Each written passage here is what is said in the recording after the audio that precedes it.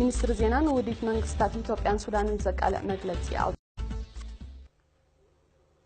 አቡሽጥ ዚ ጭኑቅን ጽዑቅን ናይ ምንድልጋር ዘመተ ዜናታት ዝካየደሉ ዘሎ ቅንያት ኣብዚ ዝሓለፈ ክልተ ሰሙን ሓድሽ ቀዳማይ ሚኒስተር ፌደራላዊት ዲሞክራሲያዊት ሪፓብሊክ ኢትዮጵያ ንካርቱም ኣብ ዝገበሩ ኣጋጣሚ ዑደት ክልቲኣቶም መንግስታት ንዕጡቃት ተቃውምቲ ኤርትራ ዝበልዎም ብዝግባእ ተሮም እንትከሰላስሉ ኣብ ደዶባቶም ሙሉእ ደገፍ ክህብዎምን ኣብ ዶባቶም ካብን ናብን ባሕርነት ክንቀሳቀሱ መሳለጥያታት ከዋድድሎምን ተሰማሚዖም